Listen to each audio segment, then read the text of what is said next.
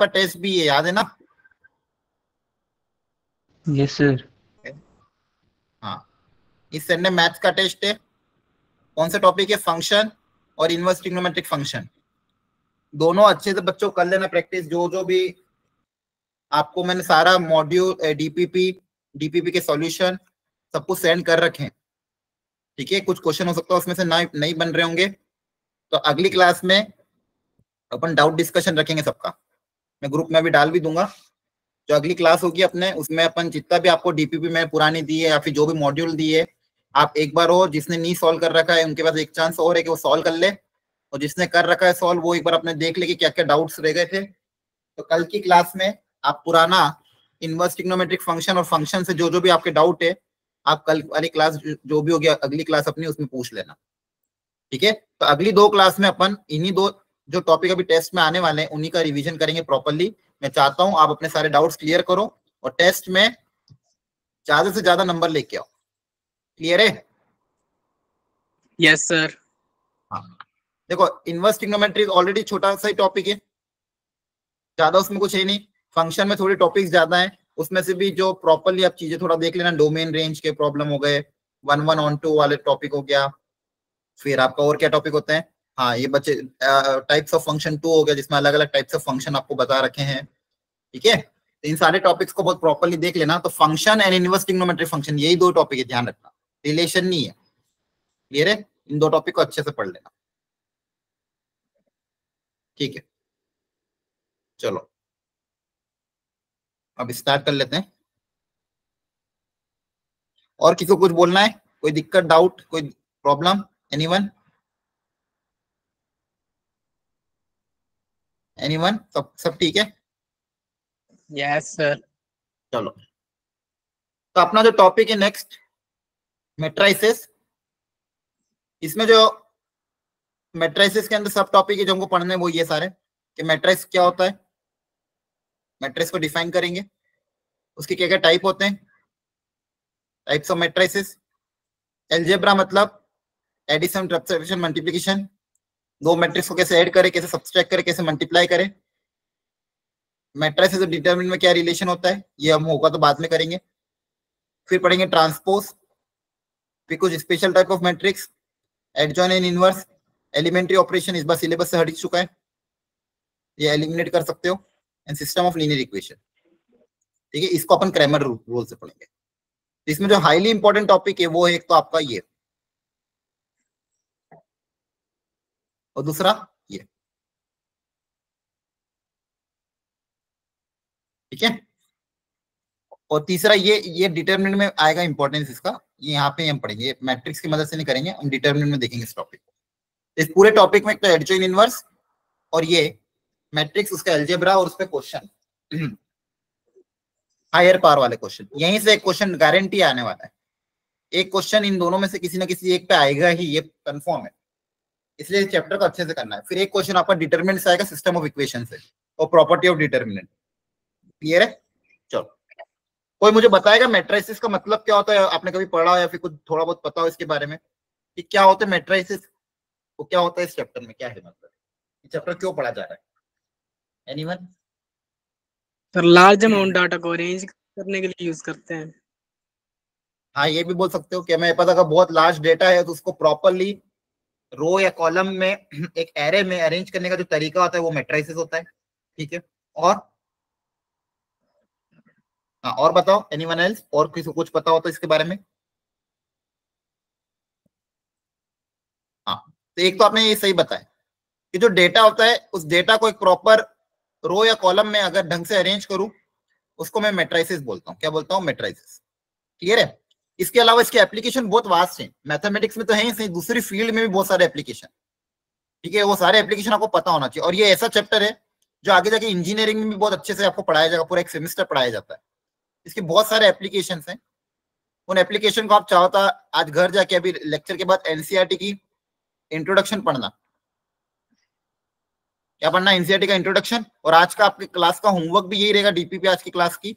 आज के लेक्चर के होने के बाद एनसीईआरटी में जो चैप्टर नंबर 3 है मैट्रिसेस, उसकी आप एक तो इंट्रोडक्शन रीड करोगे प्रॉपरली, प्लस एक्सरसाइज 3.1 एंड 3.2 इसको पूरे को प्रॉपर्ली सॉल्व करना है।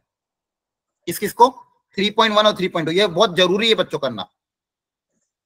एक्सरसाइज 3.1 एंड 3.2 ये बेसिक क्लियर होगा तभी जाके अच्छे हायर लेवल के क्वेश्चन आप पे हो पाएंगे। तो बेसिक स्टार्टिंग यहाँ से होना चाहिए।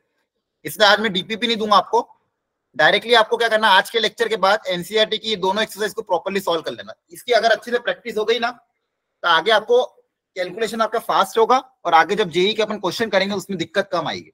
लेकिन उसके लिए बेसिक करना जरूरी है, अदरवाइज जब मैं जेई के क्वेश्चन करूंगा आपको बहुत टाइम लगेगा सॉल्व करने में। तो आज घर जाके थोड़ा सा एनसीईआरटी का इंट्रोडक्शन पढ़ना, उसमें जानने की कोशिश करना कि चैप्टर है कहाँ पे यूज होता है, और इंटरेस्ट डेवलप करना कि मैट्रिक्स एक्चुअली में होता क्या है, कहाँ पे इसका यूज हो रहा है, क्या इसके एप्लीकेशन है, वो सारी चीजें आपको खुद से पता करनी है। ठीक है, कुछ सॉल्व एग्जांपल करने के बाद 3.1 और 3.2 को कंप्लीट भी कर लेना। आज की क्लास में थ्योरी में उसकी कवर करा दूंगा, लेकिन घर जाके आपको ये प्रैक्टिस करना है। क्या बात आपको समझ में आ रही है? Yes sir. Yes sir. Yes sir. Yes sir.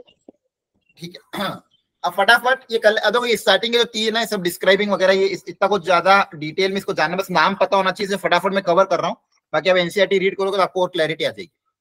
जो मेन अपने काम का है क्वेश्चन सॉल्विंग, उस पर हम ज्यादा ध्यान देंगे। ठीक है, तो फटाफट इसको डिस्क्राइब कर देते। तो मैट्रिक्स ऑलरेडी मैंने बता दिया। ठीक है, describing matrix, arrangement of elements in the rows and the column. Rows मतलब क्या होती है बच्चों? हॉरिजॉन्टल। इनको क्या बोलते हैं अपन? रोज। बोलो।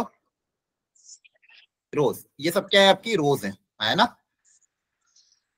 Yes sir. और ये जो वर्टिकल्स हैं इनको क्या बोलते हैं अपन? कॉलम्स। कॉलम। इनको बोलते हैं कॉलम। ठीक है, अब कोई भी मैट्रिक्स को हम इस तरह से डिनोट करते हैं, m क्रॉस n। इसको बोला जाता है ऑर्डर ऑफ द मैट्रिक्स। इसको बोला जाता है क्या? Order of the matrix. Clear हुआ? Yes sir. पढ़ते कैसे? m cross n। यहाँ पे m क्या होता है? रोज। रो। हाँ, रो नहीं, मतलब नंबर ऑफ रोज है ना। m मतलब क्या हो गया बच्चों? नंबर ऑफ रोज। तो हमेशा पहले नंबर ऑफ रोज लिखते हैं और उसके साथ जो n है, n मतलब नंबर ऑफ कॉलम। नंबर और number of column. Very good. तो हमेशा कोई भी मैट्रिक्स m क्रॉस n से डिनोट होगा, जिसको हम बोलते हैं ऑर्डर ऑफ द मैट्रिक्स। क्या बोलते हैं? Order of the matrix. जहां पे m होता है नंबर ऑफ रोज, n होता है नंबर ऑफ कॉलम, और ये सारे इसके क्या है? एलिमेंट है। एलिमेंट जनरली स्मॉल लेटर से डिनोट करते हैं, और मैट्रिक्स को हम डिनोट करते हैं कैपिटल लेटर से। मैट्रिक्स को डिनोट करते हैं कैपिटल लेटर से, पूरे मैट्रिक्स को कैपिटल लेटर से डिनोट करते हैं, जैसे बॉक्स के अंदर आता है। और एलिमेंट स्मॉल लेटर से। अब यहाँ पे ध्यान से देखो एलिमेंट किस तरह से डिनोटेड, A11, A12, A13। इसका मतलब क्या? एलिमेंट डिनोट होंगे AIJ के टर्म्स में। ये आपके क्या एलिमेंट्स, जो मैट्रिक्स के अंदर एलिमेंट है, उन एलिमेंट को हम AIJ के टर्म्स में डिनोट करेंगे। जहां पे I क्या है? ith रो, वो जो रो में लाई कर रहा है, और jth कॉलम। jth column. क्या बात समझ में आ रही है? जैसे यहाँ पे देखो, ये एलिमेंट कौन सा है? फर्स्ट रो सेकंड कॉलम का है ना। Yes sir. फर्स्ट रो और सेकंड कॉलम का एलिमेंट है। तो 1 2 ये क्या हो जाएगा? 1 2। क्या यहाँ तक समझ में आया? Yes sir. Yes sir. जैसे यहाँ पे एक और एलिमेंट लेते हैं, इसका ऑर्डर बताओ। 3 क्रॉस 3। क्या ऑर्डर होगा? 2 क्रॉस 3। सबसे पहले क्या लिखते हैं? नंबर ऑफ रोज। कितनी रोज है इसके अंदर? 2। 2। कॉलम कितने हैं? 3 से 2। 3। तो इसका ऑर्डर क्या हो जाएगा? 2 क्रॉस 3। अब मैं आपको पूछूंगा, बताओ A23 एलिमेंट कौन सा है? 4। बताओ 4। 2 3 मतलब सेकंड रो थर्ड कॉलम है ना। Yes sir. Yes sir. A12 बताओ क्या है? 8। A12 मतलब फर्स्ट रो सेकंड कॉलम। तो फर्स्ट रो 8 सेकंड कॉलम, तो फर्स्ट रो सेकंड कॉलम का एलिमेंट कौन सा? 8। A23 मतलब सेकंड रो थर्ड कॉलम, तो कौन सा एलिमेंट है? 4। आई बात समझ में? Yes sir. तो ये मैट्रिसेस है जिसका ऑर्डर है 2 क्रॉस 3, और इसमें आप ध्यान से देखोगे तो नंबर ऑफ एलिमेंट भी कितने हैं? 6 एलिमेंट है। 2 into 3 कर देंगे तो एलिमेंट भी उसके बराबर है, तो नंबर ऑफ एलिमेंट भी 6 के बराबर है। आई बात समझ में? Yes sir. Yes sir. Matrix हो गया, ये इसके एलिमेंट हो गए, ये इसका मैट्रिक्स हो गया। इसका बैकग्राउंड से नॉइज आ रहा है क्या हल्का हल्का? ठीक। अब यहाँ पे ध्यान से देखोगे ना, ये देखो इस मैट्रिक्स में अगर मान लो नंबर ऑफ रोज और नंबर ऑफ कॉलम्स अगर सेम कर दें, नंबर ऑफ रोज और नंबर ऑफ कॉलम्स को अगर मैं सेम कर दूं, तो ये जो मैट्रिक्स होता है इसके एलिमेंट देखो क्या क्या होगा, A11, A12, A13 first row का। सेकंड रो का एलिमेंट क्या हो जाएगा? A21, A22, A23, और थर्ड रो का A31, A31, A32, सही है। अब इसमें बोलता है कि डायगोनल एलिमेंट कौन से हैं, तो ये जो एलिमेंट है इनको हम क्या बोलते हैं? diagonal elements. इनको हम क्या बोलते हैं? Diagonal element. अच्छा, ये डायगोनल एलिमेंट हर किस में नहीं आएंगे, ये तभी आएंगे जब मेरा number of rose number of column क्या हो, सेम हो। तो मतलब नंबर ऑफ रोज अगर नंबर ऑफ कॉलम के सेम है, ऐसे मैट्रिक्स को मैं क्या बोलता हूँ? Square matrix. ऐसे मैट्रिक्स को क्या बोलते हैं अपन? Square matrix. आ रही बात समझ में? Yes, sir. अगर नंबर ऑफ रोज और नंबर ऑफ कॉलम अगर सेम है तो ऐसे मैट्रिक्स को हम क्या बोलते हैं? Square matrix. और स्क्वायर मैट्रिक्स में ही हम डायगोनल देखेंगे। तो डायगोनल कौन सा? को ये वाला। अच्छा, किसी ने एक बार ये डाउट पूछा था कि क्या ये भी डायगोनल होगा क्या? बोलो। Yes sir. नहीं होगा, ध्यान रखना। मैट्रिसेस के इसमें यही मेरा लीडिंग डायगोनल होता है। ये अपना वो जो रेक्टेंगल होता है उसमें दो डायगोनल होते हैं, वो अलग चीज है और ये अलग चीज है। क्लियर है? यहाँ पे हमारा सिर्फ एक ही डायगोनल होता है, ये वाला। ये नॉट अ डायगोनल एलिमेंट, ठीक है? Not a diagonal. क्लियर है? याद रखना। आ रही बात समझ में? Yes sir. हाँ, अब टाइप ऑफ मैट्रिक्स में फटाफट देख लेते हैं। Major row matrix. Row matrix नाम से क्लियर है, मैट्रिक्स किसी रो दिखेगी, मतलब इस तरह का मैट्रिक्स, हॉरिजॉन्टल टाइप। अच्छा, ये नहीं पढ़ना आपको, ये छोड़ देना। रो मैट्रिक्स मतलब जैसे 2 1 4 8, मतलब जिसमें नंबर ऑफ रोज कितनी है, देखो ध्यान से, कितनी रो है इसके अंदर? 1 एक रो है। 1 क्रॉस 4। तो कॉलम कितने भी हो सकते हैं, लेकिन नंबर ऑफ रोज कितनी होगी? 1 तो ऐसे मैट्रिक्स जिसका ऑर्डर कैसा हो? 1 क्रॉस n। नंबर ऑफ रो कितनी होनी चाहिए? 1। कॉलम कितने भी होंगे चलेगा। अब कॉलम मैट्रिक्स मतलब ऐसे मैट्रिक्स जिसका ऑर्डर क्या हो जाए? n cross 1। हाँ, वेरी गुड। कॉलम कितना होना चाहिए? 1। रो कितनी भी चलेगी। सर, आ रही बात समझ में? सर m क्रॉस n होगा ना, m क्रॉस 1 होगा ना? हाँ, n क्रॉस 1 ना। क्लियर है? n कुछ भी हो सकता है। नंबर ऑफ रोज कितनी भी हो सकती है, लेकिन नंबर ऑफ कॉलम कितने होना चाहिए? 1। यहाँ पे नंबर ऑफ रोज कितनी होनी चाहिए? 1। क्या बात समझ में आ रही है? ऐसे को बोलूंगा रो मैट्रिक्स, ऐसे को बोलूंगा कॉलम मैट्रिक्स। हाँ, अब आप बताओ जीरो मैट्रिक्स या नल मैट्रिक्स किसको बोलेंगे? जिसमें कोई एलिमेंट ना हो। जीरो मैट्रिक्स में सब जीरो होंगे। हाँ, जिसके सारे एलिमेंट कैसे हो?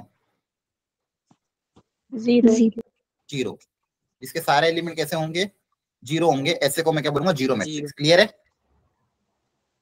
Yes sir. जीरो मैट्रिक्स या नल मैट्रिक्स। स्क्वायर मैट्रिक्स बताओ क्या होगा?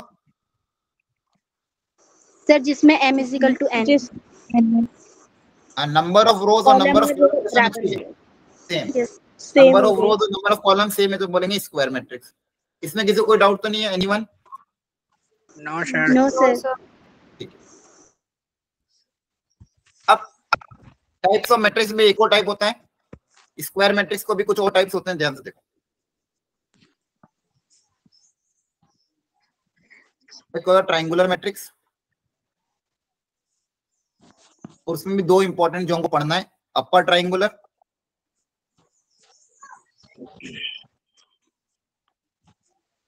और दूसरा लोअर ट्रायंगुलर।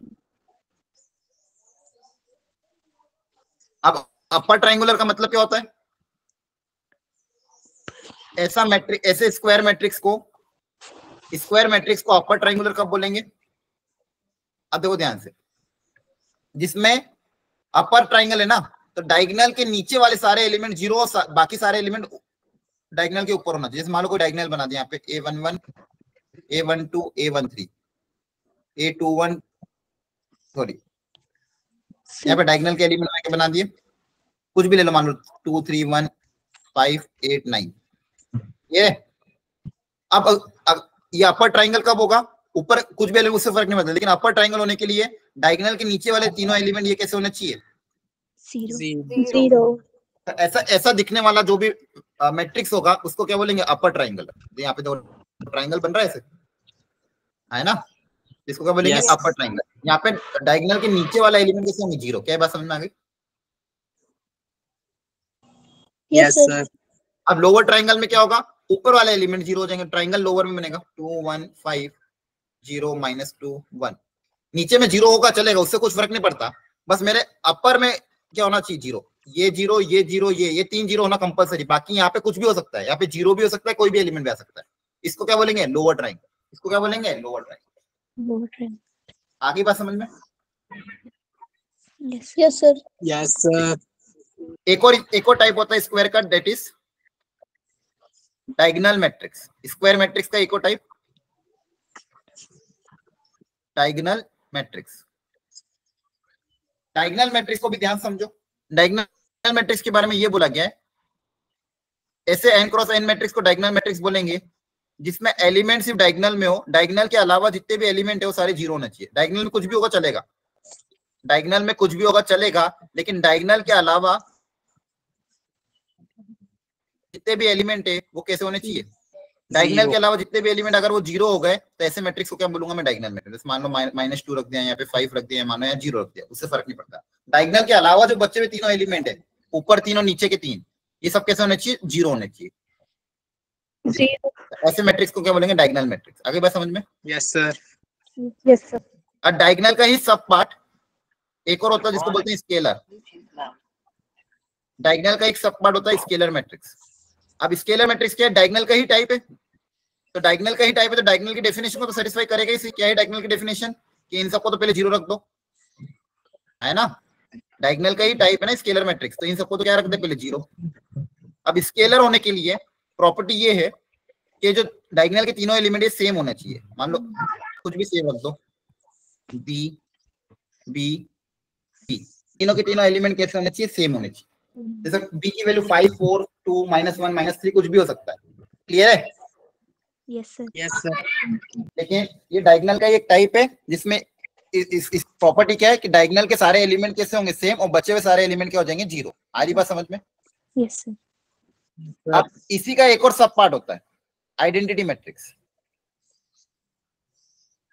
इसी का एक और सब पार्ट क्या होता है? Identity matrix. स्केलर का ही एक पार्ट आइडेंटिटी मैट्रिक्स, उसको हम पढ़ते हैं। अगर इसमें डायगोनल के सारे एलिमेंट जो कि सेम होते हैं उनको मैं 1 रख दूं, क्या रख दूं? 1। डायगोनल के सारे एलिमेंट को 1 रख दूं और बच्चे वो डायगोनल के टाइप है तो जीरो। तो ऐसे दिखने वाले मैट्रिक्स को हम क्या बोलते हैं? Identity matrix. ऐसे दिखने वाले मैट्रिक्स को क्या बोलते हैं? आइडेंटिटी मैट्रिक्स या फिर यूनिट मैट्रिक्स। क्या बात समझ में आ रही है? Yes sir. Yes, yes identity matrix बहुत काम का है। ये जैसे अपने जैसे नंबर सिस्टम में 1 वर्क करता है ना, वैसे 1 ये भी 1 वर्क। जैसे 1 की क्या क्या प्रॉपर्टी होती है? 1 को किसी के साथ भी मल्टीप्लाई करो तो आंसर क्या आता है? वापस वही आ जाता है, Yes, sir. है ना। 1 की कोई भी पावर लगाओ आंसर वापस क्या आएगा? 1 ही आएगा। Yes sir. वैसे यहाँ पे भी आइडेंटिटी मैट्रिक्स को मैं किसी भी मैट्रिक्स के साथ अगर मल्टीप्लाई करूंगा तो क्या आएगा? वो मैट्रिक्स खुद आ जाएगा। आइडेंटिटी मैट्रिक्स की कोई भी पावर का आंसर भी वापस क्या आएगा? आई आएगा। क्लियर है? Yes sir. ठीक है। Yes, जैसे sir. 1 वर्क करता है वैसे आई वर्क करता है यहाँ पे। तो आइडेंटिटी मैट्रिक्स दिखने में कैसा दिखेगा? ऐसे डायगोनल के सारे एलिमेंट 1, बाकी सारे जीरो। तो 3 क्रॉस 3 आइडेंटिटी मैट्रिक्स है। इसको हम डिनोट करते हैं I3 से भी। शॉर्ट में कैसे डिनोट करते हैं? I3।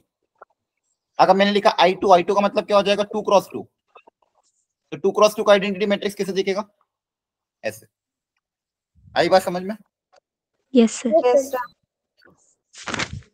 तो बस ये बेसिक है। इसको आप शॉर्ट में जब भी अपने नोट्स बनाओ शॉर्ट में सबको लिख लेना। टाइप्स ऑफ मैट्रिक्स पढ़ा, कुछ ज्यादा काम करना। अब अलजेब्रा ऑफ मैट्रिक्स, इसको भी एक ही छोटे से एग्जांपल से समझ के वाइंड अप करते हैं। मान लो मेरे पास कोई मैट्रिक्स है A 2 1 7 -8 0 5। दूसरा मैट्रिक्स है B 5 4 2 मान लो 8। ये दो मैट्रिक्स गिवन है, दोनों का ऑर्डर बताना कितना है? फर्स्ट का ऑर्डर कितना है? 2 क्रॉस 3 2 क्रॉस 3 सेकंड का 2 क्रॉस 2 अब कोई बोलता है अलजेब्रा मतलब इसको ऐड करके बता सबसे पहले, तो एडिशन अगर क्या कर सकते हैं क्या, कैसे ऐड करेंगे? इम्पॉसिबल है सर। अगर एडिशन करना तो बता आंसर क्या आना चाहिए, कैसे ऐड करें करना हो तो? सर एडिशन के लिए दोनों मैट्रिक्स के ऑर्डर सेम होने चाहिए ना? हाँ yes sir. Very good. Addition होने के लिए देखो यहाँ पे इसको तो इसके साथ ऐड कर दूंगा, इसको इसके साथ ऐड करूंगा, इसको इसके साथ, इसको इसके साथ, लेकिन ये दो रह जाएंगे, है यस ना? Sir addition sir. होने के लिए सबसे पहली कंडीशन क्या, दोनों के ऑर्डर क्या होना चाहिए, सेम। दोनों के ऑर्डर क्या होना चाहिए, सेम। तो यहाँ पे मैंने बी को भी ऐसा बना दिया, अब दोनों के ऑर्डर सेम दिख रहे हैं। Yes sir. हाँ अब Yes, इसको ऐड sir. कर सकता हूँ। अब जब अगर ऐड करोगे तो बता कैसे ऐड होगा? सर 5 के साथ 2, हाँ 2 के साथ एक 5 के ऐड हो जाएगा, 1 के साथ 4, 1 के साथ 5 के 4, साथ 0, 7 के साथ 0। इस तरह से सारे ऐड हो जाएंगे, है ना? Yes sir yes sir. अगर मान लो बोलते सब्सट्रैक्ट करो, सब्सट्रैक्ट कैसे करते? सर 2 से 5 घटा देंगे, 1 से 4। जहाँ पे प्लस है बस वहां उसकी जगह माइनस साइन आ जाएगा। Yes sir. Yes sir yes sir. तो ये हो गया एडिशन, ये हो गया सब्सट्रैक्शन, लेकिन ये तभी हो पाएगा जब दोनों का ऑर्डर क्या होगा, सेम होगा। क्या ये समझ में आया? यस सर और ऐड भी कैसे करना है, करस्पॉन्डिंग एलिमेंट को करस्पॉन्डिंग एलिमेंट के साथ ऐड कर देना था, तो ये बेसिक है। अब अगला इंपॉर्टेंट, इक्वल मैट्रिक्स। अगर मैं बोल रहा हूँ कि दो मैट्रिक्स ए है, दूसरा मैट्रिक्स बी है, अगर ये आपस में इक्वल है, आपस में क्या है, इक्वल, तो इसको बहुत ध्यान समझना। दो मैट्रिक्स आपस में इक्वल, दो नंबर आपस में इक्वल है, दो मैट्रिक्स आपस में इक्वल तभी होंगे, पहली कंडीशन उनका ऑर्डर एक तो सेम होना चाहिए, और करस्पॉन्डिंग एलिमेंट भी क्या होना चाहिए, सेम। करस्पॉन्डिंग एलिमेंट भी क्या होना चाहिए, सेम। अगर ऑर्डर सेम है, करस्पॉन्डिंग एलिमेंट्स भी सेम है, तभी उनको अपन इक्वल मैट्रिक्स बोलेंगे। क्या बात समझ में आ रही है? यस सर तो मान लो यहाँ पे लिखा 1 2 3 8 4 5, ये मैट्रिक्स ए है, या फिर मान लो ये ले लो, फिर दूसरा मैट्रिक्स भी लिखा सेम ऐसे 1 2 8 4। तो क्या ये दोनों इक्वल है क्या, बताओ? No is sir. Equal to B, क्या ऑर्डर सेम है? Yes sir yes sir. Order अब करस्पॉन्डिंग एलिमेंट चेक करते हैं, 1 का 1 के साथ इक्वल, सही है। इसका करस्पॉन्डिंग एलिमेंट कौन होगा? 8 क्या इक्वल है? No sir no sir. A is not equal to B, A not equal to B. दो मैट्रिक्स इक्वल तभी होंगे जब उनकी करस्पॉन्डिंग एलिमेंट आपस में क्या होंगे, इक्वल, है ना? Yes sir. Yes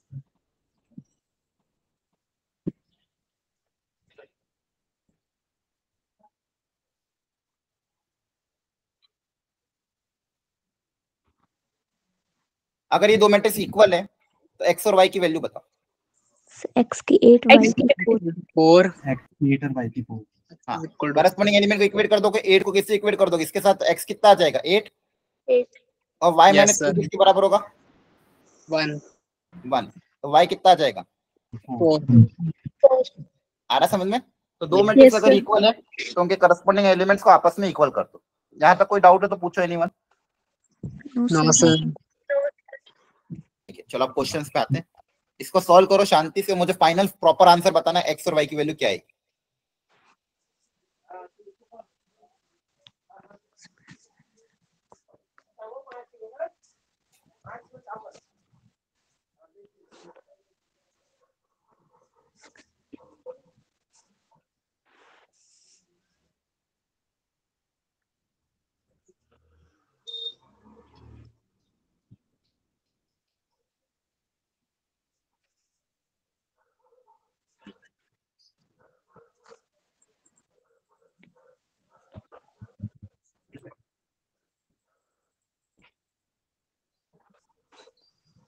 sir x equal to 2 हाँ और वाई,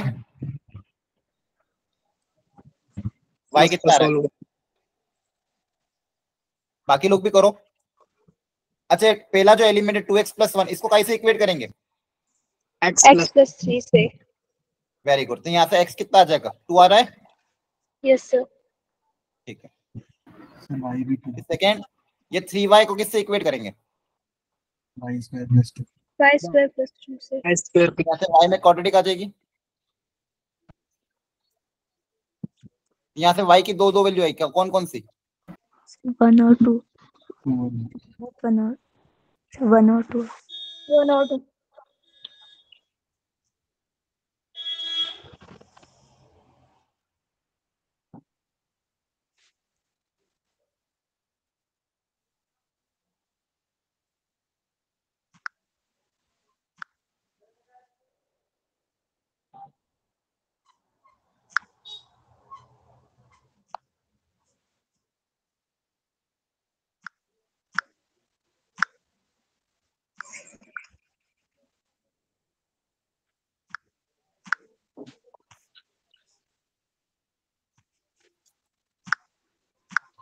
एक मिनट।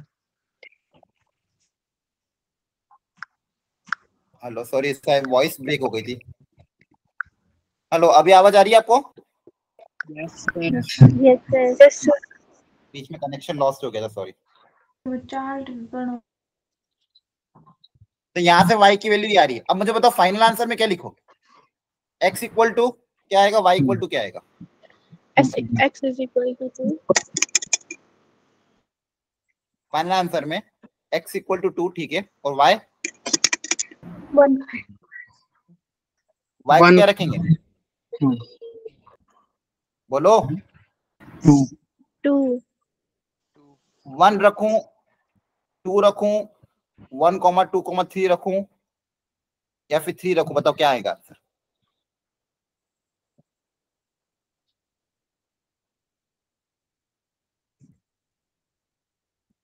इक्वल मैट्रिक्स कब होगा? जब सारी करस्पॉन्डिंग सारे एलिमेंट आपस में इक्वल होंगे, तभी तो इक्वल होगा, है ना? ऐसा अगर मान लो ऐसा हुआ, मान लो ये कितना आ जाएगा, 5 0, मान लो x को 1, y को 1 रख दिया फॉर एग्जांपल, तो ये 3 और ये -4। y को 1 रखने पे यहाँ पे क्या आएगा, 5 0 3 -4। क्या इक्वल है क्या? No sir. No sir. सही ना? No y sir. को 1 रखने पे ये एलिमेंट तो इक्वल हो जाएगा, लेकिन ये एलिमेंट इक्वल नहीं होगा। तो मुझे ऐसा कुछ रखना ताकि दोनों एलिमेंट इक्वल हो। दोनों में कॉमन एलिमेंट कौन सा है? 2 2 रखूंगा तभी तो ये दोनों आपस में इक्वल होंगे, है ना? तो y की सिर्फ एक वैल्यू आएगी, कौन सी? 2 आएगी। समझ में आ रहा है कि नहीं? Yes sir. Yes sir. ठीक है, तो ध्यान रखना है सब कैलकुलेशन का। यहाँ तो कोई डाउट है क्या किसी को? No no sir. यस। चलो एक मिनट। इतना नहीं, क्या हुआ, डाउट है? नीचे बैठा तो नहीं निकला।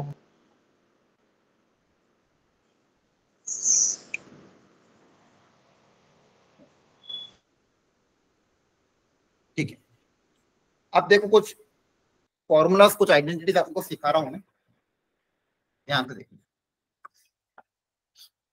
यहाँ तक समझ में आ गया सबको? Yes sir. Yes sir.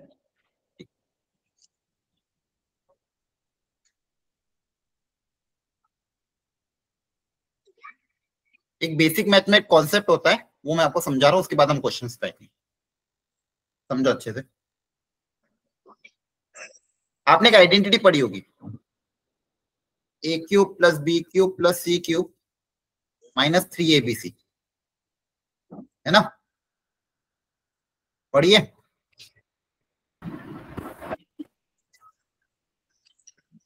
Yes sir. इसके दो फैक्टर होते थे। एक फैक्टर क्या होता था?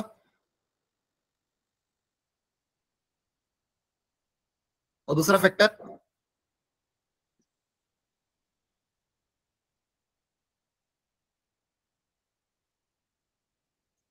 ये लिखते भी जाना साइड बाय साइड, इंपॉर्टेंट है बहुत। क्वेश्चन कुछ भी कहीं पे भी इस कॉन्सेप्ट को यूज कर सकते हैं। A cube plus b cube plus c cube -3abc को लिखने के दो तरीके, a plus b plus c, a square plus a b plus B square, और ये क्लियर है ना? Yes sir. अब ये जो बचा हुआ फैक्टर है ना, a square plus B square plus c square minus a b minus b c minus c है, इसको भी लिखने का एक और तरीका है। इसको मैं क्या ऐसा लिख सकता हूँ कि a माइनस बी का whole square plus b minus c का whole square plus c minus a का whole square whole divide by 2। ये ओपन करके देखो क्या ये दोनों सेम है क्या?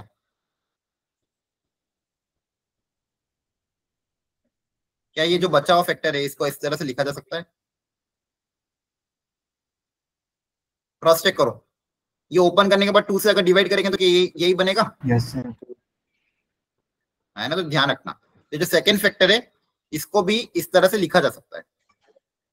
क्लियर है? पहली बात तो ये, तो ये भी इंपॉर्टेंट है। A square plus B square plus c square minus a b minus b c minus c a को लिखने का दूसरा तरीका क्या है? ए माइनस बी का whole square plus b minus c का whole square plus c minus a का होल स्क्वायर। अब कभी कभी क्या होता है, कोई कोई क्वेश्चन में कंडीशन आती है, if A cube plus B cube plus C cube minus 3abc ये 0 हो रहा हो, ये क्या हो रहा हो? 0। तो ये 0 कब होगा? ये 0 होने के लिए क्या क्या हो सकता है? ये अगर 0 है, ये 0 कब पॉसिबल है? व्हेन इनमें से कोई दोनों में से कोई एक फैक्टर 0 हो जाए, है ना? Yes sir. या तो पहला फैक्टर 0 हो जाए, दूसरा फैक्टर 0 हो जाए। अगर पहला फैक्टर 0 हो जाए तो मतलब a प्लस बी प्लस सी 0 के बराबर आएगा। और दूसरी कंडीशन क्या है? और ये दूसरा फैक्टर 0 हो जाए।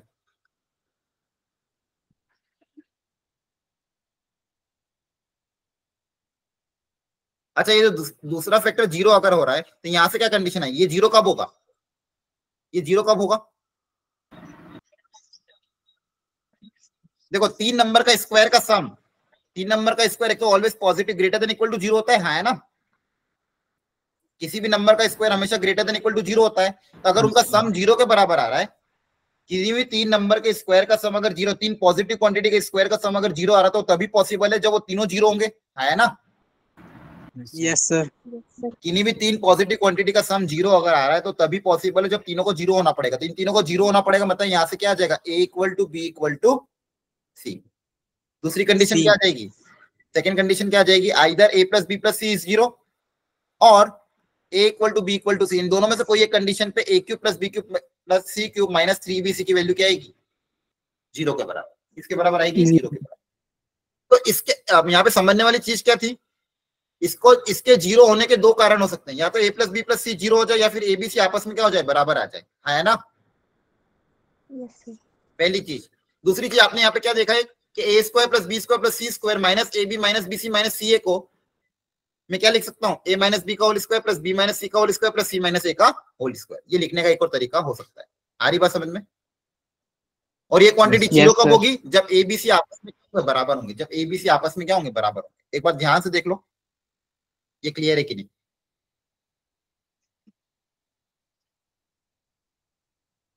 क्लियर है क्या? Yes sir. Yes sir. एक कॉन्सेप्ट ये होता है बेसिक मैथ का, कॉन्सेप्ट नंबर 1। एक और कॉन्सेप्ट सिखा रहा हूं बाई क्वाड्रेटिक को सॉल्व करने वाला। कॉन्सेप्ट 2, अगर equation of the type by quadratic equation of type, अगर बाई क्वाड्रेटिक इक्वेशन है इस टाइप की, इस मान लो बाई क्वाड्रेटिक इक्वेशन में क्या होता है? x की पावर 4 होता है, x क्यूब का टर्म आता है, x स्क्वायर का टर्म आएगा, x का टर्म आएगा, कांस्टेंट टर्म आएगा। क्या आएगा? कांस्टेंट।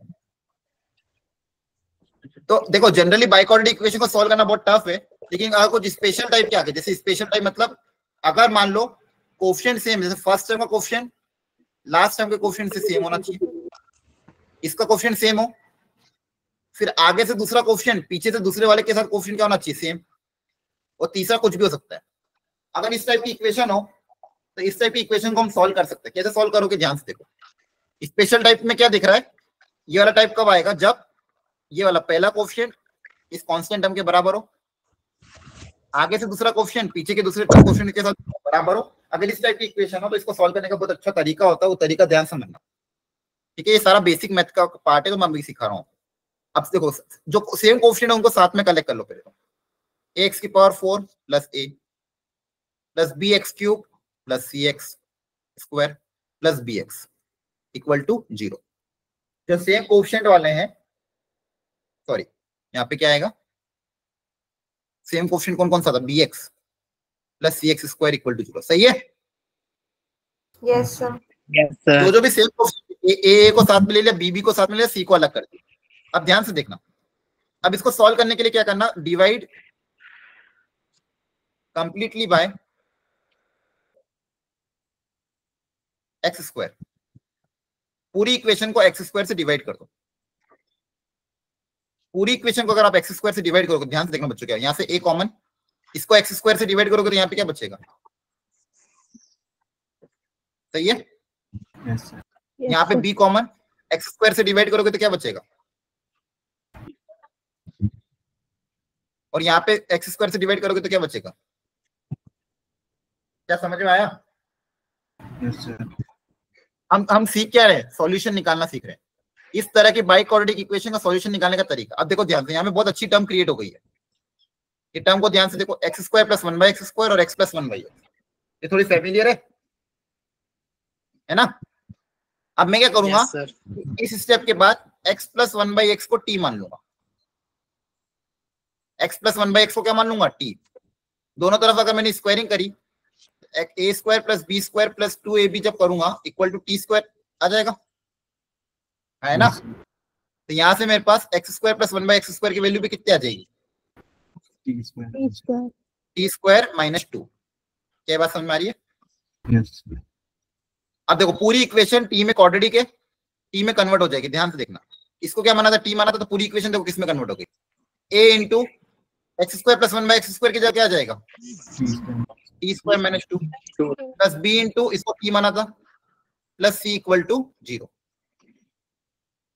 क्लियर है? Yes, sir. समझ में आया? Yes, sir. तो आपके पास क्या होगा फाइनली? टी में क्वाड्रेटिक आ जाएगी। क्वाड्रेटिक को सॉल्व करना आपको आता है, उससे आपको टी की वैल्यू मिल जाएगी। जैसे टी की वैल्यू मिलेगी, यहाँ पे पुट अप करोगे तो वापस एक्स आ जाएगा। तो आपने क्या करा? पूरी इक्वेशन को टी में क्वाड्रेटिक बना दिया। पूरी इक्वेशन को टी में क्या बना दिया? क्वाड्रेटिक। फिर यहाँ से इसको सॉल्व करोगे, ये क्वेश्चन में आपको सॉल्व आराम से हो जाएगा। इसको सॉल्व करके क्या पता चल जाएगा? टी पता चल जाएगा। टी पता चल जाएगा तो उससे क्या निकल जाएगा? एक्स निकल जाएगा, और एक्स ही मुझे निकालना है।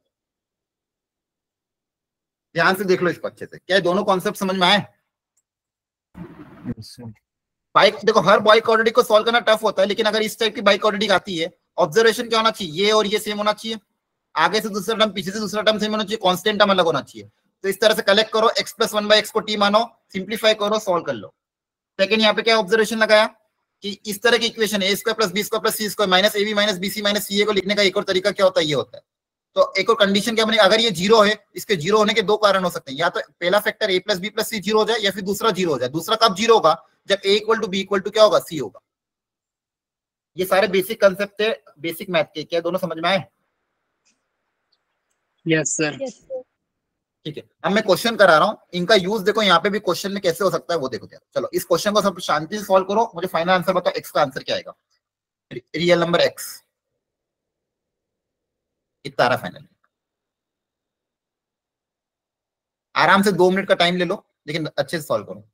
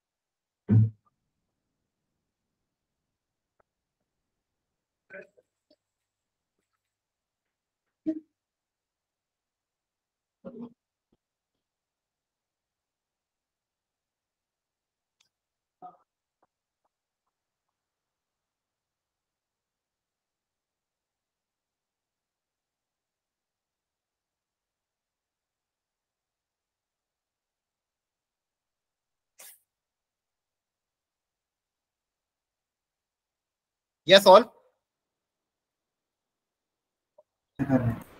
करो करो, तब तक मैं इक्वेट कर रहा हूँ, इक्वेशन बना। दोनों मैट्रिक्स अगर इक्वल है तो करस्पॉन्डिंग एलिमेंट इक्वल होंगे, हाँ या ना? Yes, sir. ये सबने सॉल्व कर लिया था यहाँ तक? Yes, sir. अब बस इस बाई क्वाड्रेटिक को सॉल्व करके आपको x निकालना है।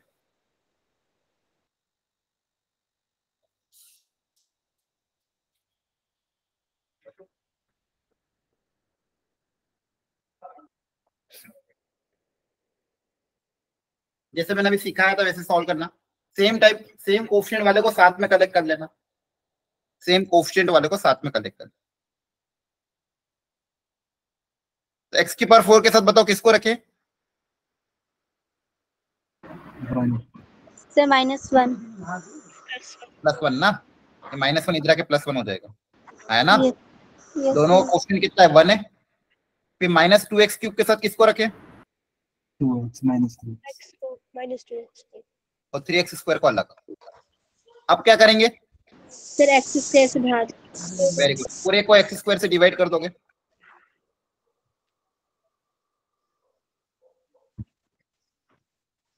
यहाँ पे बनेगा 1/x² plus 2x minus 1/x plus 3x square. सही है? यस है ना? सर। अगली स्टेप क्या रहती थी? t ले लेंगे इसमें। t1 लेंगे x plus 1/x²। Very good. तो ये x² + 1/x² कितना हो जाएगा? t² - 2 है ना?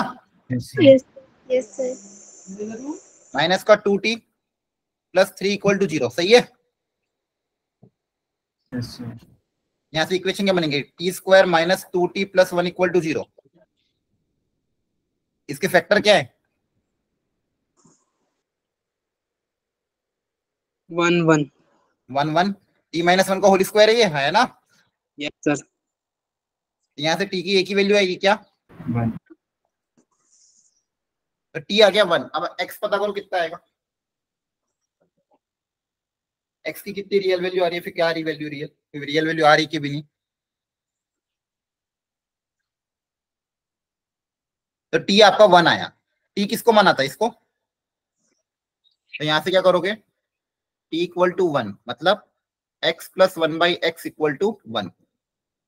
एलसीएम अगर ले लोगे x² - x + 1 = 0। x में क्वाड्रेटिक बनी बच्चों, हाँ है ना? Yes sir. अब इसके रूट्स निकालना है। तो सबसे पहले इसका डिस्क्रिमिनेंट पता कर लेते हैं। इसका डिस्क्रिमिनेंट कैसा आ रहा है? इसका d अगर निकालोगे तो d मतलब क्या होता है? b² - 4ac। तो कितना आ जाएगा? 1 - 4 दैट इज -3। अगर d नेगेटिव आ रहा है इसका मतलब क्या है? इमेजिनरी। क्या बोलोगे? हाँ, इमेजिनरी रूट या फिर नो रियल रूट। क्या बोलोगे? No real roots. तो इस इक्वेशन के कोई रियल रूट नहीं आएंगे। लेकिन सॉल्व करने का तरीका समझ में आया कैसे सॉल्व किया? हो सकता था Yes. क्वाड्रेटिक बनती उसके रूट्स आ सकते थे, लेकिन इस केस में रूट्स नहीं आ रहे, है ना? Yes sir. देख लो अच्छे से सब लोग। किसी को कोई स्टेप में डाउट हो तो पूछ लो। एनीवन, कोई भी डाउट नहीं समझ में आए तो पूछ लो। समझ में आ रहा है? Yes, sir. Yes Okay. Sir. चलो अगला ट्राई करो। वापिस से मैट्रिक्स अगर इक्वल है, करस्पॉन्डिंग एलिमेंट को इक्वेट करो। सिंप्लीफिकेशन के बाद क्या रिलेशन आ रहा है PQ R में पता करो। करो ट्राई, 2 मिनट का टाइम।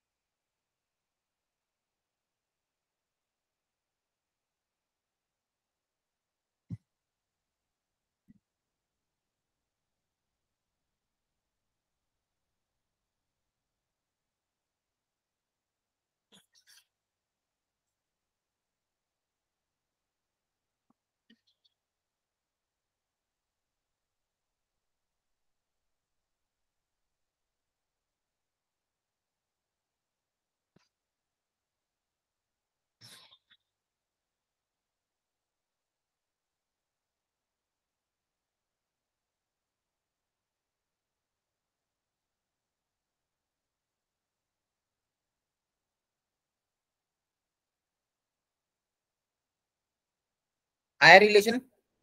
Yes, sir. क्या रिलेशन आ रहा है? P plus 4Q plus R is equals to 0. नहीं, गलत है। वापिस सोचो थोड़ा सा।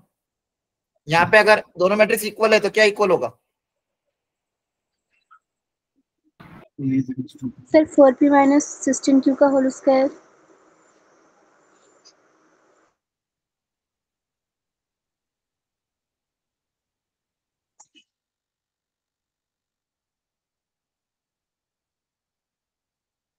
ये देखो ध्यान से, क्या ये दोनों इक्वल होंगे? Yes sir. सबको समझ में आ गया? अगर दोनों मैट्रिक्स इक्वल है तो करस्पॉन्डिंग एलिमेंट इक्वल होंगे, तो पहले दो ये आपस में इक्वल कर दिया। अब देखो ध्यान से, इसको मैं प्रॉपर फॉर्म में 2p स्क्वायर को क्या लिख सकता हूँ? 4p स्क्वायर को 2p का होल स्क्वायर, यस सर।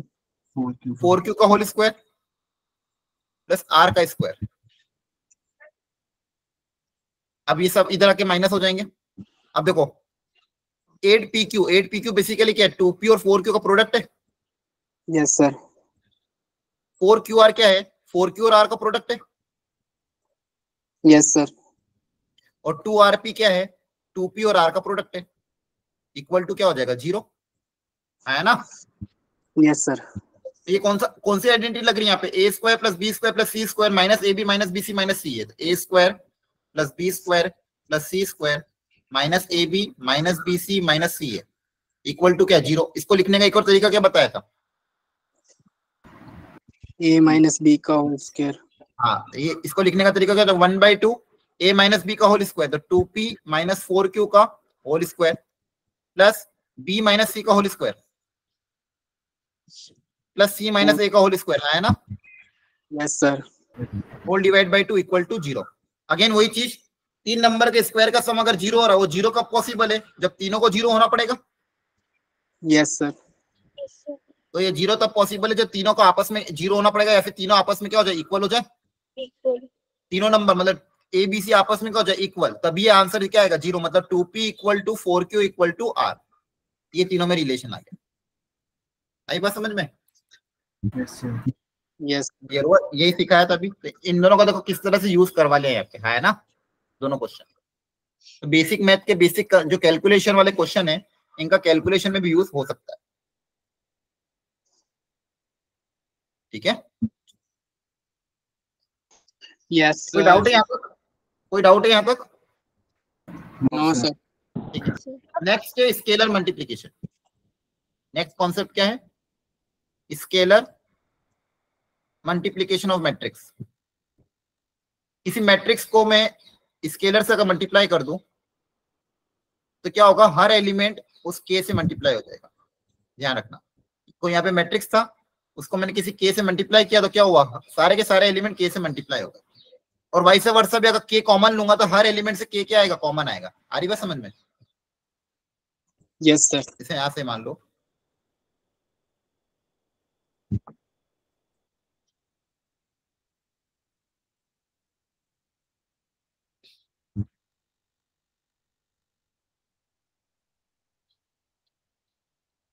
इस पूरे में से क्या एक्स कॉमन ले सकते हैं?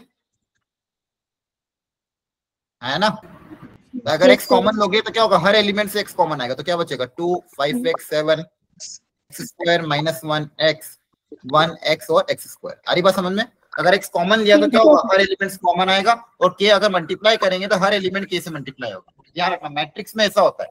आगे जाके जब हम डिटर्मिनेंट देखेंगे तो डिटर्मिनेंट में क्या होगा? कोई भी एक रो या कोई भी एक कॉलम में मल्टीप्लाई होगा, सारे एलिमेंट मल्टीप्लाई नहीं होंगे। तो मैट्रिक्स के केस में बस ध्यान रखना, किसी मैट्रिक्स को किसी स्केलर से मल्टीप्लाई कर रहे हैं तो क्या होगा? हर एलिमेंट उससे मल्टीप्लाई होगा। समझ में आया क्या? Yes sir. ओके, चलो Yes, अब इस पे भी sir. बहुत बड़ा क्वेश्चन करते हैं। इसमें सारे कॉन्सेप्ट को मिक्स करके बनाया हुआ है, अच्छे सॉल्व करो इसको। ए पता है, बी पता है, एक रिलेशन दिया है, एक्स निकालना है। सॉल्व करो properly without any calculation mistake. मुझे फाइनल आंसर एक्स का बताओ क्या आएगा? जल्दी से सॉल्व करो।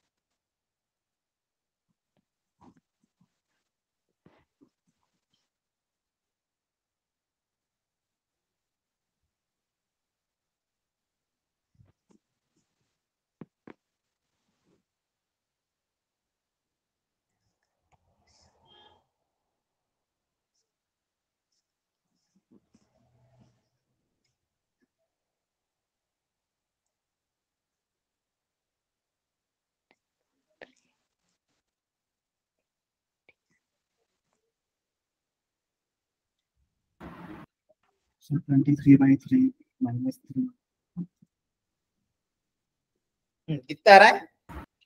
Sir 23/3 उसके बाद -3, then नीचे 7/3 उसके बाद 2. Okay, very good.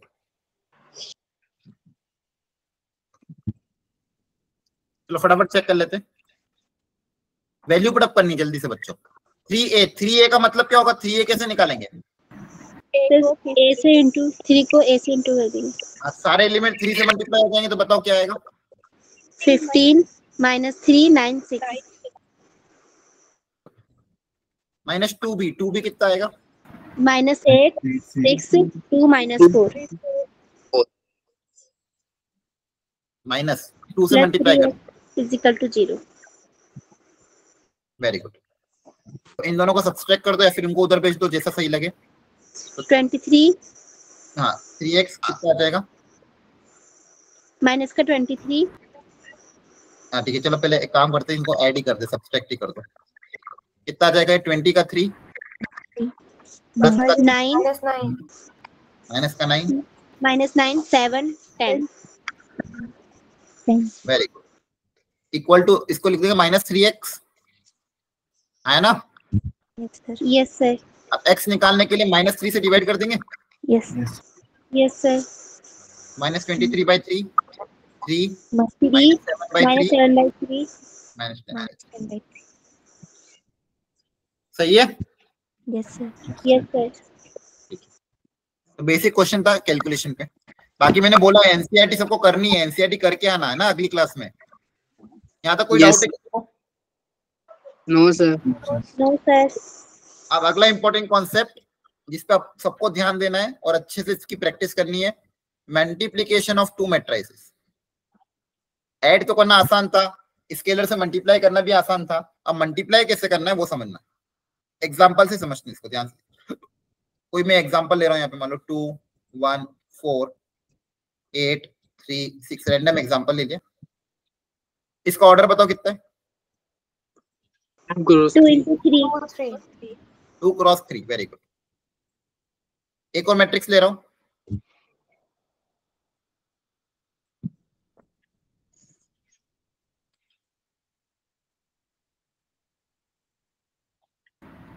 ठीक है?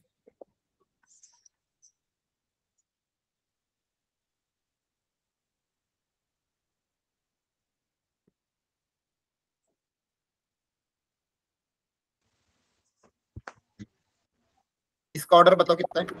3 के बाद 3 × 3 अब देखो, एक बेसिक रूल ये है मल्टीप्लिकेशन का, यह भी समझ में आ जाए ऐसा क्यों होता है। मल्टीप्लाई करो उसके बाद समझ में आएगा। कोई भी दो मैट्रिक्स को मैं आपस में मल्टीप्लाई तभी कर पाऊंगा जब पहले मैट्रिक्स के नंबर ऑफ कॉलम्स, पहले मैट्रिक्स के नंबर ऑफ कॉलम, कितने कॉलम है? 3, और दूसरे मैट्रिक्स के नंबर ऑफ रोज, चाहो तो आप इसको कंफ्यूज ना हो तो इसको 2 ले लो। चलो, दूसरे मैट्रिक्स के नंबर ऑफ रोज और पहले मैट्रिक्स के नंबर ऑफ कॉलम क्या होना चाहिए? सेम। ठीक है, चाहो तो 4 ले ले, काम करो। एक मिनट,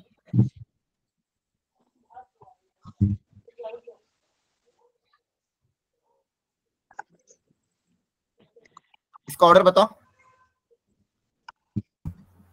एक मिनट रुको, इसका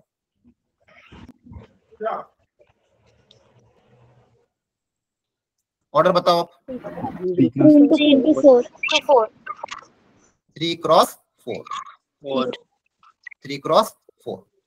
तो पहली बेसिक चीज बच्चों ध्यान ये रखना है कि कोई भी दो मैट्रिक्स का मल्टीप्लिकेशन मैं तभी कर पाऊंगा जब यहाँ का ये वाला एलिमेंट और इधर का ये वाला एलिमेंट क्या होना चाहिए? Same. This should be same, this should be same. ये सेम होगा तभी उनको मैं मल्टीप्लाई कर पाऊंगा, पहली बात। अदरवाइज मैट्रिक्स मल्टीप्लिकेशन नहीं कर पाएंगे। और मल्टीप्लाई करने के बाद जो आंसर आएगा, उस आंसर का ऑर्डर क्या आएगा? 2 × 4 2 क्रॉस 4। हाँ, इंटू मत बोला करो, इंटू गलत होता है, मल्टीप्लाई थोड़ी करे। 2 क्रॉस 4 ये रे। इन दोनों मैट्रिक्स को मल्टीप्लाई करने पे जो मैट्रिक्स बनेगा उसका ऑर्डर क्या आएगा? 2 क्रॉस 4। उसका ऑर्डर क्या आएगा? 2 क्रॉस 4। क्या बात समझ में आती है? Yes sir. अब यहाँ पे एक एग्जांपल, जैसे मान लो कोई मैट्रिक्स है जिसका ऑर्डर है m क्रॉस p, दूसरा मैट्रिक्स है बी जिसका ऑर्डर है मान लो पी क्रॉस आर, तो बताओ ए बी का ऑर्डर क्या आएगा मल्टीप्लाई करने के बाद? M cross r, m cross r. आ रही बात समझ में? Yes sir. Yes sir. अब मल्टीप्लाई कैसे करना है उसका सबसे अच्छा तरीका, सबसे आसान तरीका क्या है वो समझ लेना। सबसे पहले तो ये पता कर लेना ऑर्डर क्या आ रहा है। सबसे पहले तो ये पता कर लेना ऑर्डर क्या आ रहा है। जैसे ऑर्डर कितना आ रहा है? 2 क्रॉस 4 आ रहा है। किसी को बैकग्राउंड नॉइज आ रहा है यार, थोड़ा सा देख लेना। सबसे पहले तो पता कर लेना ऑर्डर कितना आ रहा है, 2 क्रॉस 4। अब 2 क्रॉस 4 के सारे एलिमेंट लिख लो। 2 क्रॉस 4 का मतलब क्या है? 2 रो 4 कॉलम। 2 क्रॉस 4 का मतलब क्या होगा बच्चे? 2 रो और 4 कॉलम। 4 कॉलम। तो 2 रो लिख दो, A11, A12, A13, A14। 2 रो, पहली रो 4 कॉलम लिख दिया। बाकी एलिमेंट क्या आएंगे? 21, 22, 23, 24। ये बात समझ में आ गई? Yes sir. अब एलिमेंट निकालने कैसे उनको दम समझ लो अच्छे से। अगर मान लो मुझे A11 निकालना है, क्या निकालना है? A11, या फिर कोई भी एक निकाल के दिखाता हूँ। A13 निकालना मान लो। 13 कैसे निकालोगे? यहाँ पे ध्यान से देखो, पहला क्या रहा? 1, बाद में क्या रहा? 3। तो पहले मैट्रिक्स की फर्स्ट रो को, दूसरे मैट्रिक्स के थर्ड कॉलम के साथ क्या करना है? मल्टीप्लाई। 13 का मतलब first row multiply by third column, first row multiply by third column. तो फर्स्ट रो के एलिमेंट्स को थर्ड कॉलम के एलिमेंट के साथ करस्पॉन्डिंगली क्या कर देंगे? मल्टीप्लाई, और बीच में प्लस का साइन रख देंगे। तो A13 एलिमेंट मतलब ये वाला एलिमेंट आ जाएगा। कोई भी ऐसे में देखो, A13 का मतलब फर्स्ट मैट्रिक्स की फर्स्ट रो सेकंड के थर्ड कॉलम को आपस में मल्टीप्लाई। अब तो करस्पॉन्डिंग कैसे मल्टीप्लाई करेंगे? 2 किसके साथ मल्टीप्लाई होगा? 1 के साथ। 1 के साथ। 2 मल्टीप्लाई होगा 1 के साथ। 1 किसके साथ मल्टीप्लाई होगा? 2 के साथ। 4 मल्टीप्लाई होगा 3 के साथ, और बीच में करेगा प्लस का साइन। क्लियर है? Yes sir. अब इसी तरह मान लो कोई और एलिमेंट पूछा होता, ए मान लो निकालना है मुझे 2 3, तो 2 3 का मतलब बताओ। फर्स्ट मैट्रिक्स सेकेंड रो को मल्टीप्लाई करना है थर्ड कॉलम के साथ, है ना? Yes sir. यस 8 होगा 1 के साथ, सेकेंड रो का 3 होगा 2 के साथ, 6 होगा 3 के साथ। आ रही बात समझ में? Yes sir. इस तरह से आप सारे एलिमेंट निकाल सकते हो। जो भी एलिमेंट निकालना हो वो जो भी इसका नंबर हो, 2 3 का मतलब सेकेंड रो थर्ड कॉलम, 2 1 का मतलब सेकेंड रो फर्स्ट कॉलम, 1 4 का मतलब फर्स्ट रो फोर्थ कॉलम। आया ना? क्लियर हो रहा है? हो रहा है कि नहीं हो रहा है? Yes sir. चलो इस एग्जांपल को ट्राई करो। क्या ये दोनों आपस में मल्टीप्लाई?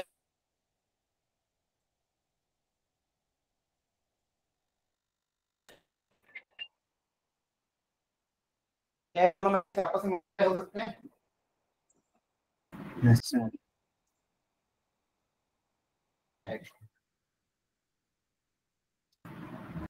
सर वॉइस नहीं आ रही।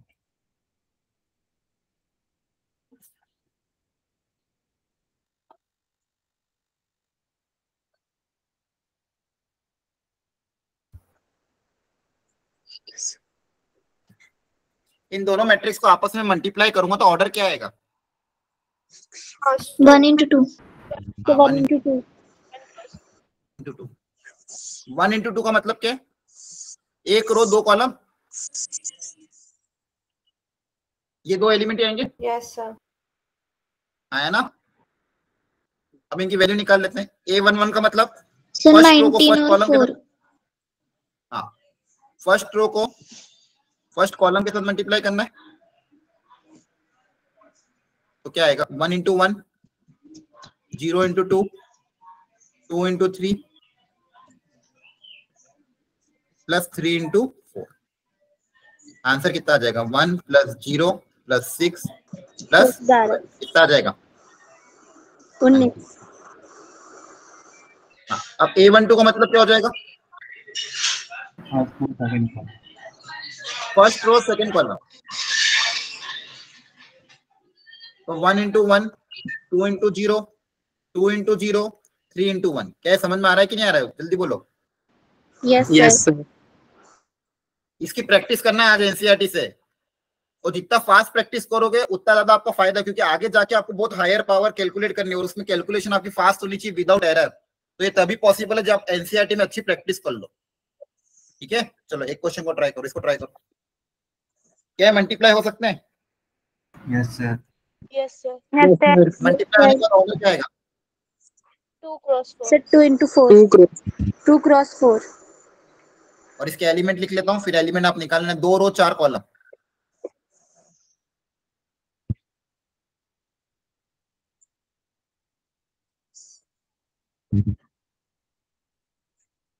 सारे एलिमेंट निकाल लो।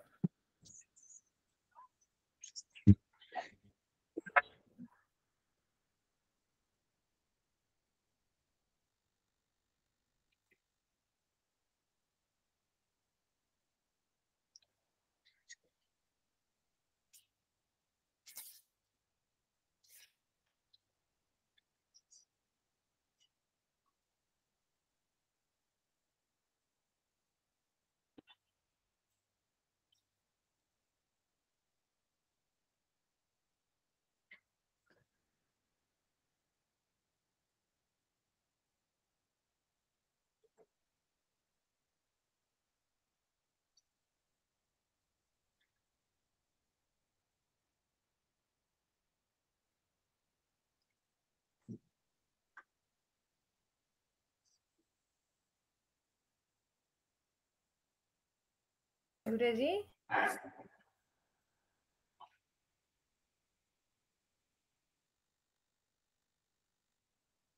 निकाला? Sir, आगे वैल्यू। आ गई? ठीक है, Yes, बताना sir. क्या क्या है, लोग अपना अपना आंसर भी क्रॉस चेक 8 करो। 7 22 Sir, 8 7 1 22 22 5 5 5 0 5 15 0 15. सब लोग देखो, यही आ रहा है? Yes, sir. Yes sir. Yes, sir. Yes, sir. Very good. चलो इन दोनों को करो।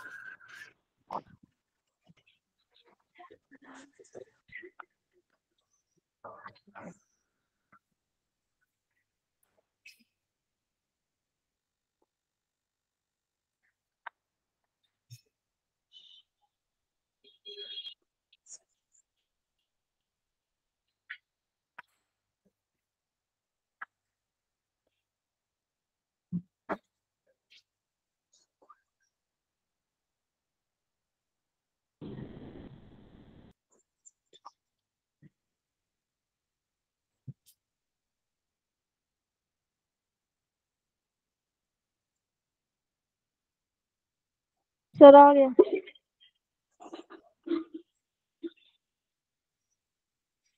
सर आ गया।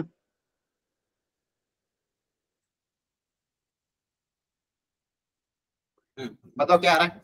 ऑर्डर क्या रहेगा?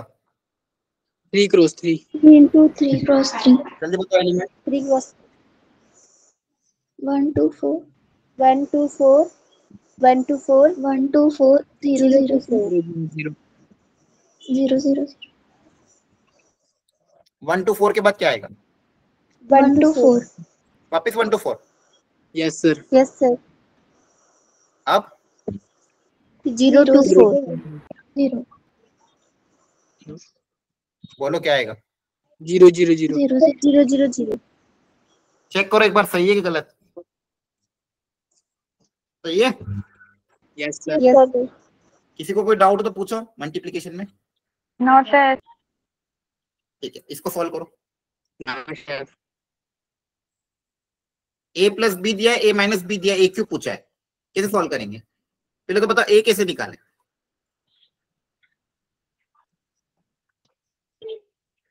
a प्लस बी दिया है, a माइनस। हाँ, अब b को एलिमिनेट करना बेसिकली। वेरी गुड, दोनों को ऐड करेंगे तो b एलिमिनेट हो जाएगा। Yes, sir. Yes sir. तो 2a इक्वल टू कितना आ जाएगा? करो फटाफट, और a क्यूब निकालो जल्दी से।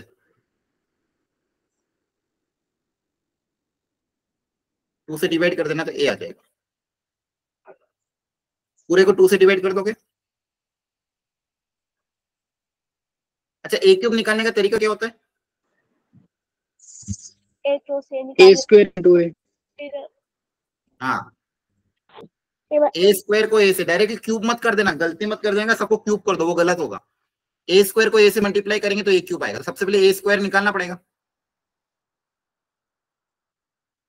है ना। ए स्क्वायर निकालने के लिए क्या करोगे, वापस ए को एक से मल्टीप्लाई करोगे तो ए स्क्वायर आएगा। ये देखो बहुत स्टैंडर्ड और बहुत काम का है, आपको आगे जाके हायर पावर निकालने की अच्छी प्रैक्टिस हो जानी चाहिए। कल जेई के जब मैं क्वेश्चन करूंगा नेक्स्ट क्लास में, आपको सब में हायर पावर आएगी। ए स्क्वायर कैसे निकलेगा ऐसे, ये मल्टीप्लाई करोगे तो फर्स्ट और फर्स्ट कॉलम, जल्दी बताना कितना रहा a square. Sir 5185। Okay thank you. अब ए क्यूब निकाल लो। 51 क्या है, 25 है। 5285 है। ये गलत है, ए स्क्वायर में दिक्कत आ रही है। सर 5285 है सर। 5285 है सर। ठीक है, ए क्यूब क्या आ जाएगा, ए स्क्वायर इंटू ए। 5285 को मल्टीप्लाई कर दोगे ए के साथ, बताओ कितना आ रहा है।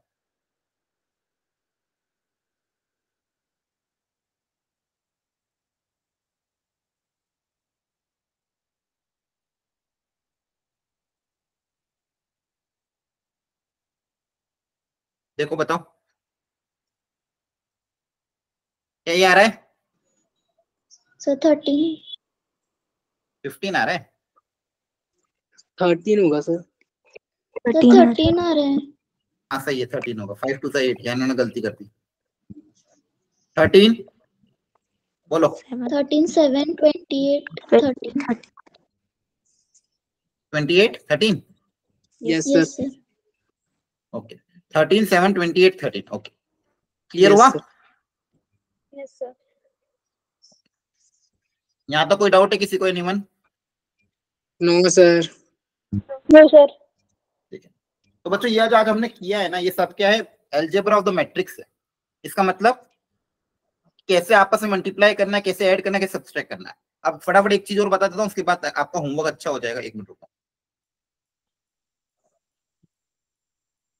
एक सेकंड ना। अब देखो कुछ प्रॉपर्टी होती है, पहले वो प्रॉपर्टी देख लो। Properties of multiplication. पहली बात कम्यूटेटिव नहीं होती है, ये मत ध्यान रखना। ए इंटू को बी, ए को बी के साथ मल्टीप्लाई करो और बी को ए के साथ मल्टीप्लाई करो तो जरूरी नहीं ये दोनों सेम है, ये अलग भी आ सकते हैं। तो इन जनरल लिखा है, ठीक है। ए को बी के साथ मल्टीप्लाई करने पे या बी को ए के साथ मल्टीप्लाई करने पे जरूरी नहीं है कि ये दोनों सेम है, ये अलग अलग भी आ सकते हैं। क्लियर है पहली बात, it is not commutative, it is not commutative. Second property associative होती है, इट इज एसोसिएटिव। एसोसिएटिव याद है, बचपन में नाम सुना होगा। Yes sir. एसोसिएटिव मतलब ब्रैकेट चेंज करना। ब्रैकेट चेंज करना मतलब अगर ए क्रॉस बी क्रॉस सी तीन है, पहले इस पे ब्रैकेट लगाओ, ए क्रॉस बी क्रॉस सी करूं या ए क्रॉस ब्रैकेट बी क्रॉस सी करूं, दोनों से आंसर क्या आएगा, सेम। मतलब एसोसिएटिव प्रॉपर्टी को सेटिस्फाई करेगा। क्लियर है। और third yes sir. Distributive. Distributive property को भी सेटिस्फाई करेगा। डिस्ट्रीब्यूटिव मतलब मान लो ए क्रॉस मल्टीप्लाई कर रहा हूं बी प्लस सी के साथ, तो क्या आएगा आंसर, ए क्रॉस बी प्लस ए क्रॉस सी। आरी बात समझ में। Yes sir. ऑर्डर यहाँ पे ध्यान रखना, ऑर्डर सेम होना चाहिए।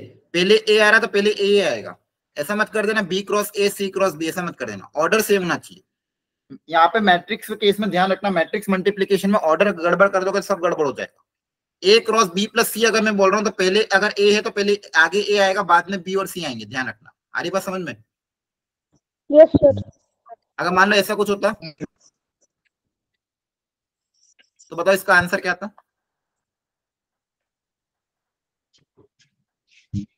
बोलो। B cross a plus c cross a. B cross a plus c cross. Clear हुआ। Yes sir. इसके अलावा एक और इंपॉर्टेंट टॉपिक है, फटाफट उसको देख लेते हैं। ट्रांसपोज। आपको पता है ट्रांसपोज किसको बोलते हैं? किसी मैट्रिक्स का ट्रांसपोज लेना मतलब क्या है? कॉलम को रो में चेंज। Very good. कोई मैट्रिक्स है, ये ध्यान से देखना।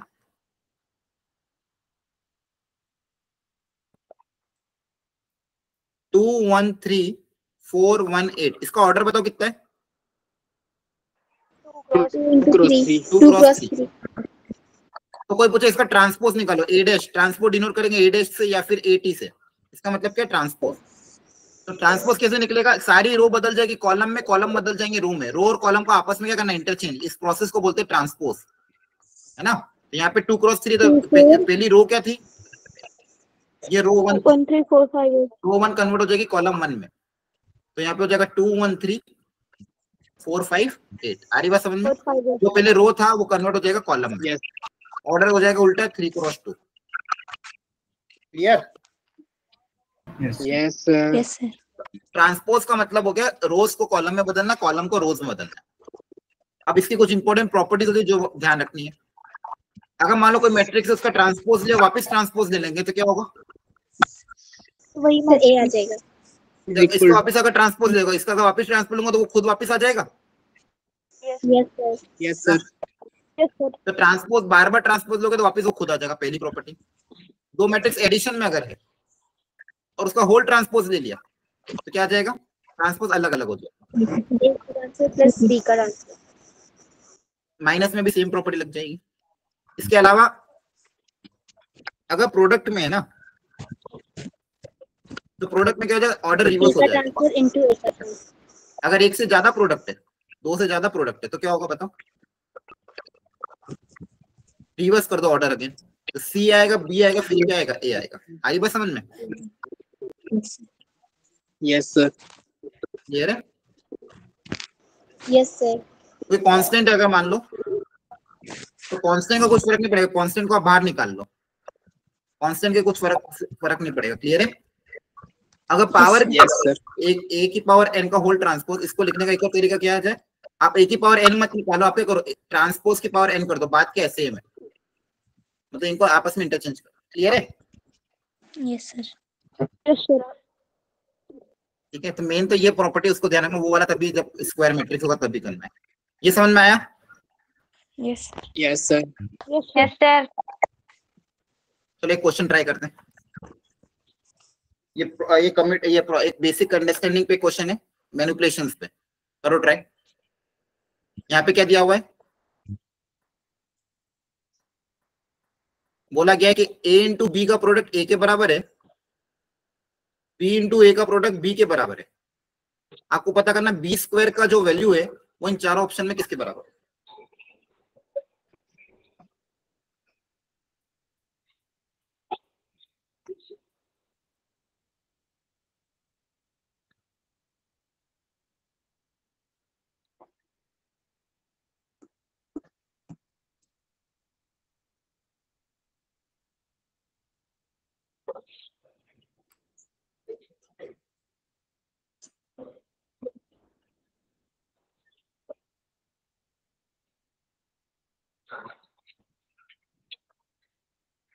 Sir, B. करेक्ट। कैसे किया? सर ए बी का ए आ रहा है और बी ए का बी आ रहा है, तो B square B into B हो जाएगा ना। ठीक है, देखो ध्यान से, हो सकता है आपने मेथड से अपना, मैंने क्या करा? बी स्क्वायर को मैंने पहले b इंटू बी लिख दिया, सही है? Yes sir. अब यहाँ पे मैं दो अब इनका यूज करना है मुझे कैसे भी करके, तो बताओ क्या करूं? किसी एक b को रिप्लेस कर दें। b की वैल्यू क्या है? bा के बराबर है। Yes sir. अब किसी एक को रिप्लेस कर दो, मान लो आगे वाले को रिप्लेस किया, तो आगे वाले को क्या लिखते? बी आया ना। Yes sir. पीछे वाला भी ऐसा कैसा? तो इक्वेशन नंबर 1 का यूज हो चुका है। इक्वेशन नंबर 2 में क्या बोला? ए बी ए के बराबर है, तो यहाँ पे ए बी क्रिएट हो रहा है। Yes sir. इस ए बी की जगह वापस क्या लिख देंगे? ए लिख दें, है ना। आगे वाला भी ऐसा कैसा? जो पीछे वाला ए बी था इसकी जगह वापस ए लिख दिया, तो मेरे पास क्या बन गया? बी ए बन गया। Yes. यस और सर। वापस देखो ये किसके बराबर है? बी के बराबर। आई बात समझ? Yes sir. इस क्वेश्चन एक्चुअली कुछ था नहीं, कॉन्सेप्ट वगैरह नहीं था, बस ये कैसे मैनिपुलेशन करना, कैसे खेलना वो समझा। आई बात समझ में? Yes sir. ठीक।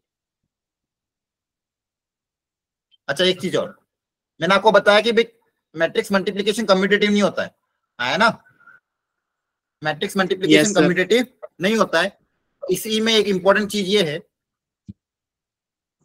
कि अगर मैं आपको ये पूछता हूं कि a प्लस बी का होल स्क्वायर क्या होगा, इसका आंसर आप क्या बताओगे? A का स्क्वायर प्लस B का स्क्वायर प्लस 2AB। हाँ ये नहीं होगा, ये इसके बराबर नहीं होगा, ध्यान रखना, a square plus B square plus 2ab के बराबर ये नहीं होगा। क्लियर है? Yes, sir. ये तभी होगा जब ए बी और बी आपस में इक्वल होंगे तो ही होगा। अगर A B equal to B होगा तो ही इक्वल होगा। अब देखो अगर निकालना तो फिर कैसे निकालेंगे? बेसिक फंडामेंटल क्या है, इसी को 2 बार मल्टीप्लाई कर देंगे, है ना? Yes sir. अब मल्टीप्लाई करो एक एक करके, a into a square plus a b plus b a plus B square. आई बात समझ में? क्लियर है? Yes, sir. तो ये आपका करेक्ट आंसर है, ये आपका क्या है, करेक्ट आंसर। अगर यहाँ पे मैं कंडीशन दे देता इफ कम्यूटेटिव होते, अगर मतलब A B equal to B अगर होता, अगर कम्यूटेटिव होता तो मैं इनको क्या लिख सकता था, तो मैं क्या लिखता था, a प्लस बी का होल स्क्वायर। अगर ए बी प्लस बी बराबर हो जाता तो 2ab हो जाता, तो इसको मैं लिख सकता था a स्क्वायर प्लस 2ab प्लस बी स्क्वायर। आ रही बात समझ में? लेकिन ये कब लिख पाऊंगा, अगर ये होगा तो। समझ में आया? Yes, sir. Yes, sir. In general ये होता नहीं है, लेकिन अगर कम्यूटेटिव है, A B equal to B है, तो मैं इसको इस तरह से लिख पाऊंगा, अदरवाइज नहीं लिख पाऊंगा। क्लियर है? Yes sir. अच्छा मुझे बताओ, दो मैट्रिक्स मैंने लिए आई और ए, क्या ये दोनों कम्यूटेटिव है कि नहीं है? इज दिस कम्यूटेटिव और नॉट? कम्यूटेटिव मतलब आई को ए से मल्टीप्लाई करूं या ए को आई से मल्टीप्लाई करूं, क्या दोनों से आंसर सेम आएगा क्या? Yes, sir. Yes sir. Yes sir. दोनों से आंसर क्या आएगा? सेम। तो ये कम्यूटेटिव है। अगर ये कम्यूटेटिव है तो इसमें कोई भी फॉर्मूला अप्लाई करूंगा तो डायरेक्ट फॉर्मूला अप्लाई कर सकता हूं। जैसे मान लो मैं बोला आई प्लस ए का होल क्यूब, तो डायरेक्ट फॉर्मूला अप्लाई हो जाएगा a cube plus B cube plus 3ab a plus b, है ना? Yes sir. अगर कम्यूटेटिव है, if a b and b are commutative, हम डायरेक्ट फॉर्मूला अप्लाई कर सकते हैं, हम डायरेक्ट फॉर्मूला अप्लाई कर सकते हैं। क्या ये बहुत बड़ा कॉन्सेप्ट है बच्चों, इसको लाइटली मत लेना। क्या बताया मैंने? If the product is commutative, if, ध्यान से ये नोट को प्रॉपर्ली लिखो सब लोग, इंपॉर्टेंट नोट लिखो, important note.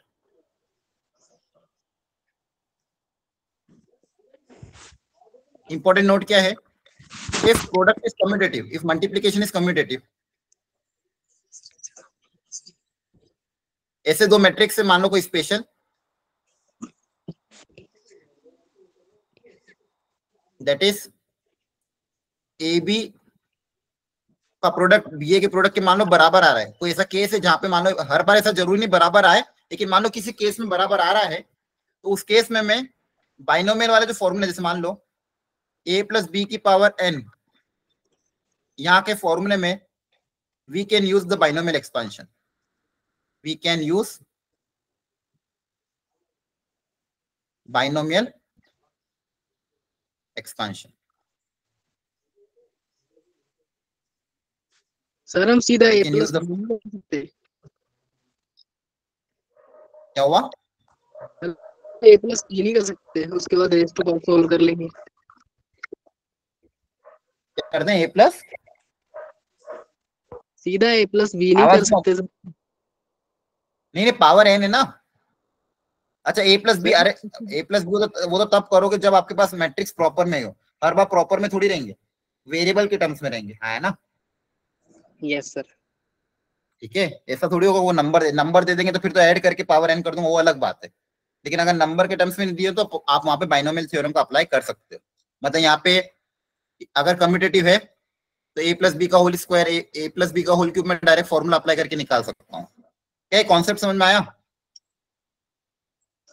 Yes Yes, binomial sir. Formula कौन सा है? nc0 a की पावर n, nc1 a की power n minus 1 into B plus nc2 a की power n minus 2 into B. मतलब ये वाला तो फॉर्मूला है, यहाँ पे अप्लाई, लेकिन तभी अप्लाई होता है जब कम्यूटेटिव हो, है ना? नहीं तो कम्यूटेटिव नहीं तो फिर बेसिक से जाना। कैसे बेसिक से जाना? ऐसे बार बार मल्टीप्लाई करते जाओ। क्लियर है? Yes sir. बहुत सारे इंपॉर्टेंट कॉन्सेप्ट आपको बताया मैंने। चलो इसको सॉल्व करो। क्वेश्चन में दिया हुआ ए स्क्वायर अगर ए के बराबर है, show that I plus a का होल क्यूब आई प्लस 7a के बराबर होगा। तो इसको सिंप्लीफाई करो, देखो आ रहा है कि नहीं आ रहा है।